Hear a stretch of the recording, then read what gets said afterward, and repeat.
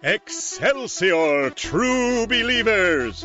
You are about to embark upon a journey, a trip to the 70s and 80s when mighty Marvel Comics ruled over all.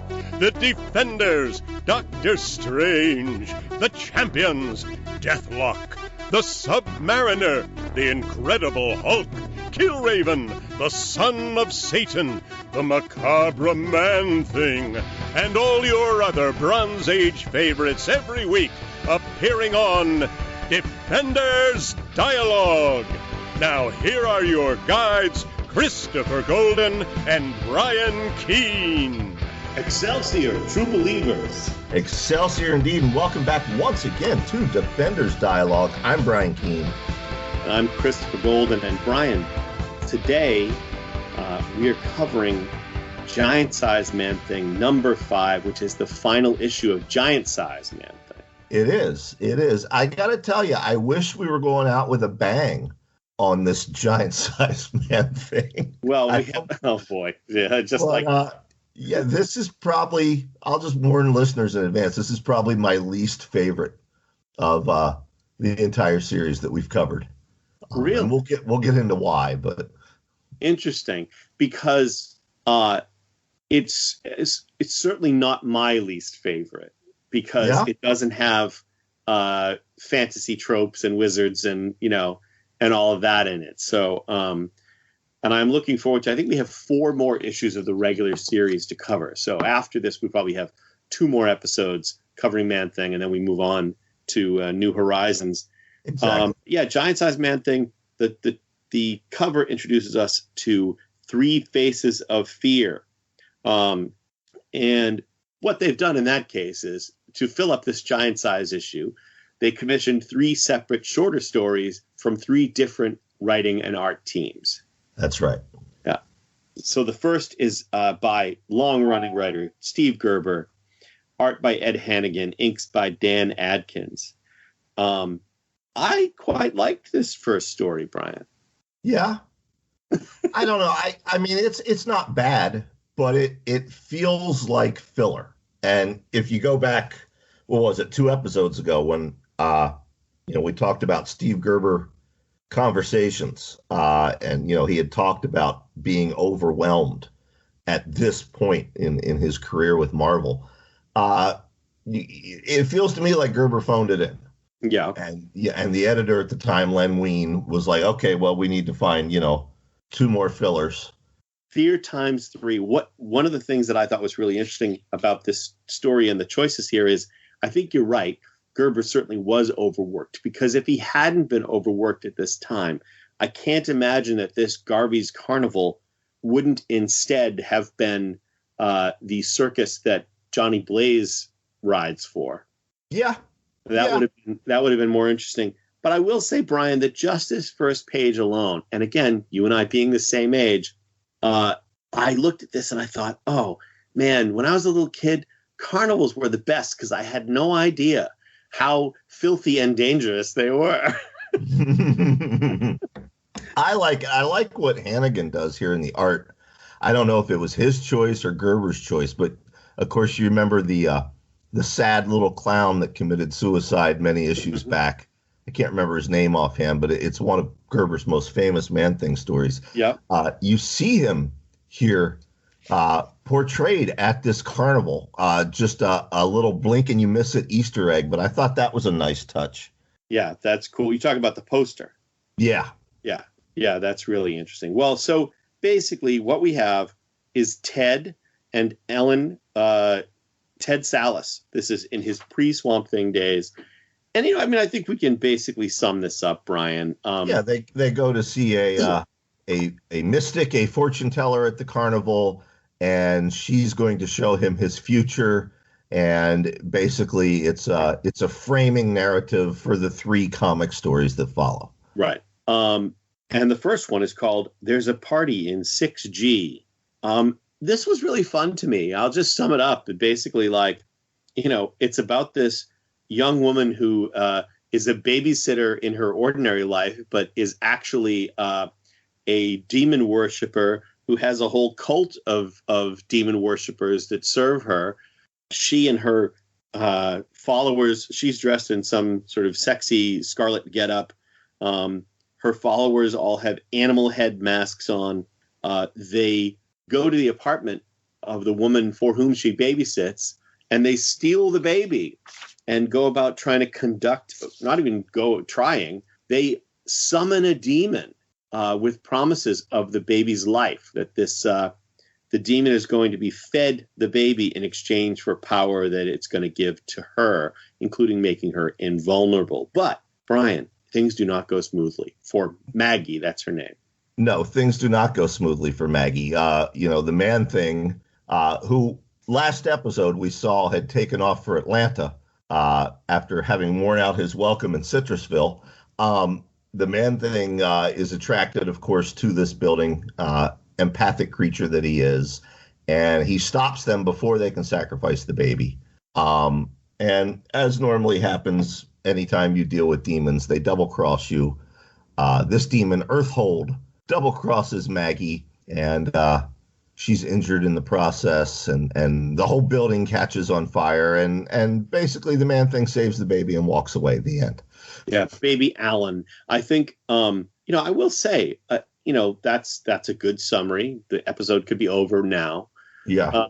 But I really liked this story. I liked the fact that Gerber describes the way the Man-Thing's feet move on like linoleum floor, and how he can't really keep his footing well because he slides around. He shows us and describes how when the Man-Thing tries to go down ordinary stairs, he literally can't, and he slips and basically slides down the stairs, leaving bits and pieces of himself behind on the steps. Agreed. I love all this stuff. This is and a part we didn't touch on. There's an entire page where the Man-Thing tries to operate an elevator. Yes. I'm going to put that up on YouTube. Take your time, pause the video, and look at it. That's fantastic. This first story is the only part of the comic that I like. Yeah. This worked for me. Yes, I'm with you. I mean, that's what I'm trying to say. Like, I mean, the demon Earthhold or whatever his name is, really cool looking. Love the art by Hannigan on it. It doesn't look like every other Marvel Comics demon we've seen before. And despite the fact that I know they didn't have Uber in those days, so I'm wondering how the Man-Thing traveled from Citrusville to Atlanta, without using stairs or an elevator until now. Aside from that, I loved this bit. I thought it was just super cool. And it also sets up that we're not in Citrusville anymore, Dorothy. Yes. Oh. Yeah. No, I liked it. Unfortunately, the next two stories, they just sort of fell flat for me. Now, the next one it's written by Len Wein, who's also editing the book at the time. Right. Art by John Buscema and Frank Springer. And I will say the art's fantastic on this one. But right. You go ahead and summarize it, because there's not a lot that happens here. Well, I will say this. It's super grim, Yeah. I mean, it's the kind of grim that even previously in Man-Thing, we didn't get endings this grim, And so while this actually was my I liked it second best. The third one is the one that I really didn't like. But I think it's called The Sins of the Fathers, and suffice to say, it's a Romeo and Juliet story that takes place in the swamp outside of Atlanta, maybe, or in Citrusville. I can't remember what it says, but they're in a swamp, and the idea is that these two, teenage lovers whose parents hate each other. The fathers used to be business partners, and one bought the other one out right before they became successful, and basically they hate each other. And they're trying to keep their children apart. But of course, the son and daughter of the two families are in love. And what they do is they leave runaway notes. And they've done this specifically not to run away, but in hopes that it will force their families to come together and see basically what they're doing. And what they don't, what these kids, there are two things these kids don't anticipate, Brian. The first is the Man-Thing. Right. And the second is that, no, their plan is going to backfire spectacularly. Yeah. So, yeah. They run off together. Their parents, of course, chase them down. And a fight ensues between the parents, a violent, nasty fight. The mothers are fighting, the fathers are fighting, and the one father has a rifle, the other has a handgun. Yeah. Now the man thing has come in, and the young girl has tripped and fallen, and the man thing actually rescues her. She has a tree fall on her, and he lifts it up and saves her, and then shambles away right before the parents arrive. So that's the first sighting of him in this. That's right. The girl runs after Man Thing, begging him, please don't leave. We need you. But in her haste, she falls into a pit of quicksand. The Man Thing goes in to save her, but both of them sink beneath the surface. And the young man, thinking that his beloved is dead, picks up his father's handgun, shoots himself in the head, commits suicide. And then the Man Thing emerges from the quicksand, carrying the dead form of the girl, lays them side by side. Romeo and Juliet, totally. And he walks away, leaving the two couples still screaming in hatred at one another with the corpses of their children lying nearby. Yep. So this is the happy-go-lucky story of the year at Marvel that year, 1975. I mean, I don't know, man. I was reading that. I was really surprised. Yeah. And we can't ask Len about it because he's no longer among us. But yeah, unfortunately, I was thinking about that. About that when I was reading this. But he was the editor, so you didn't have to worry about whether you could get it past your editor because he was the editor. Well, that's what I wonder. I wonder, was this, because Len Wein had written Man Thing previously before Steve Gerber. Was this, a trunk story, a filler story that they had archived, or did Gerber tell him, hey, I'm not going to hit deadline. All I've got is this short story in Atlanta. And then Len Wein jumped in and wrote this in like a night. And they're both gone, so we'll probably never know now. But that brings us to the third story. Yeah. Well, and let's just say the third story is written by Marv Wolfman with pencils by Ed Hannigan and inks by Tom Sutton. It's called Lifeline. Let's just talk for a second about Marv Wolfman. Marv Wolfman is definitely in the top 5 comic book writers of this era. Absolutely. I mean, Tomb of Dracula, Teen Titans from that time or a little bit later. Marv wrote pretty much everything at one point, but those are the two big ones that leap to my mind. Tomb of Dracula, my all-time favorite horror comic and my favorite comic of this era. But this is the worst comic book story we have done on this show. It's even, I will say it's even worse than the Tunnel World saga from the Defenders. I mean, the only thing that makes this better than the Tunnel World saga is that lasted 5 issues. Well, that's true. And this is a merciful 10, 12 pages or something like that. That's true. But we are reunited with Jackson Hunter. If you don't remember who Jackson Hunter is, that's okay. I didn't either. I had to actually pull out my back issues of Man Thing and go back through. He's one of the random antagonist of the week that we've covered on this show that the Man Thing burned because he was a dumbass and but somehow I mean, it's just it's following the template, the formula of the lowest common denominator villain trying to kill a hero, getting vengeance on a hero story. And we've sort of done this. I mean, Gerber has done this much better already in the pages of Man Thing with other characters trying to get vengeance or to destroy the Man Thing. Basically, Hunter has rounded up a uniformed squad of goons with flamethrowers and other weapons and has been training them with what is apparently some kind of dummy version of Man Thing. And does nothing but scream at them like a lunatic. to prepare them to hunt the Man-Thing. And I guess the short version of the story is they go out to hunt the Man-Thing. We get some interesting art with a absolutely gigantic boa constrictor and a baby bear cub that Man-Thing saves. And Man-Thing saving the baby bear cub was the only thing to save this story. And they attack Man-Thing. They have freaking jetpacks in the swamp. I'm not sure that jetpacks in the swamp would be very practical, given the number of trees and hanging vines and all of that stuff. But with their flamethrowers and jetpacks and whatever, then somehow they put some kind of a device in the Man-Thing, and they're able to freeze him with, some kind of, I don't even know what it is, some kind of freeze bomb, Brian. They throw a net on him, he's frozen, and then because he's sliding out through the net, one of the guys is an idiot and shoots Man-Thing with his flamethrower, unfreezing him, and thus leading to the less than profitable denouement.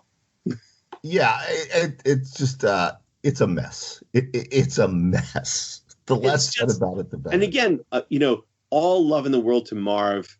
I mean, like he will always be one of my absolute favorite comic book writers. But everybody has an off day, and I imagine he must have written this very quickly. Exactly. Yeah, we don't need any of you, reaching out to Marv Wolfman and saying, Chris and Brian were slagging you, because that's not what we're doing at all. Marv Wolfman wrote my favorite horror comic of all time, Night Force from DC, a very little known. I forgot about Night Force. Yes, so great. I totally ripped it off when Nancy Holder and I did the Gatekeeper trilogy, Buffy the Vampire Slayer Gatekeeper trilogy. And I've never hidden that fact. I must have pitched Jim Lee and Dan Didio seven different takes on Night Force, and I could never get the pitch through. They're like, okay, well, what else do you got? This happens. Okay, well, what else do you got? But that's like my dream is to write Night Force. Yeah, listen, it's so funny because there once upon a time at Vertigo, there was an editor named Lou Stathis. He was a legendary editor at Vertigo. Unfortunately, he passed away very young. I think it was brain cancer. I believe so, yes. And Lou and I were developing a Vertigo take for Night Force for a number of years that I was going to write, and he was like totally behind it. And we talked about, other things. And then he was like, oh, I know. He was like, oh, I don't think they'll let us do it at Vertigo, but just file the serial numbers off. We'll call it something else, change the names, and we can still do it at Vertigo. So we're developing that for a long time. And then he passed away. And I went to the editor who took his place, who shall remain nameless, who literally, after Lou and I had spent 18 months developing this thing, his editorial replacement let me come to New York to go sit in his office and literally just looked at me and said, that's really not my kind of thing. Wow. And that was it. That was his only comment. So I ended up turning that pitch for the Gatekeeper into the Gatekeeper trilogy, the Buffy the Vampire Slayer novel trilogy. Yeah. Nice. The secret's out. But yes, so we're not slagging Marv Wolfman. We love Marv Wolfman, but no matter who you are, you have an off day. You have your least quality story, and this has got to be one of Marv's for sure. It does. We then end the issue with one final page, which takes us back to the framing sequence. Ted Sallis doesn't believe anything this fortune teller has told him. Him and Ellen drive off in 1971, speeding towards a fate that we know will befall him. Well, I love the fact that the fortune teller has told him, essentially, you're going to become Man-Thing. Yeah. She hasn't even hidden that. She's told him these 3 stories about you will become this monster and these things will happen to you. Yep. And now the other notable thing about this issue, and we're not going to cover it, but we will eventually when we get around to Howard the Duck, we will cover it, is the Howard the Duck backup story in this issue. It's probably my second favorite Howard the Duck tale of all time, Hell Cow. And, you know, it opens with Howard in jail, which you never saw superheroes in jail back then. Sooner or later, one of these years, we've got to get to Howard the Duck. Well, I did buy the first volume of Howard the Duck just so I could, because that's another one I've never read. Yeah. You know, I think in going back and rereading Howard the Duck as an adult, I think it works much better as an adult than it did when we were kids. When we were kids, the satire and the irony and the commentary on everything from capitalism to communism, most of it went right over my head. As an adult, you have a deeper understanding of what Gerber was going for. It really is a remarkable work of art. And sooner or later, we should cover it on this show. But that won't be soon because, listeners, before we go, we want to remind you, as Chris said, we've got about 2 more episodes with the Bronze Age Man thing. Then we're going to switch over for an episode to Legion of Monsters. And then after that, we are going to alternate between Marvel 2-in-1 and Marvel Team Up. So if you like to read along with us, those are your reading assignments. Yes, for sure.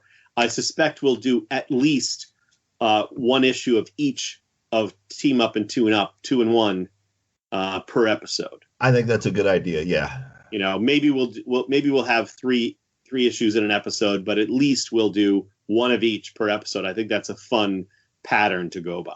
I think so too. Yeah. Yeah. All right, sir. You know what I say? What's that? Oh, no. Well, first, what I say is, listen, folks, I'm stealing Brian's lines because if you enjoy listening to this show, wherever you may listen to it, one of the reasons you're able to listen to it for free is because of our engineer, Matt Wilderson.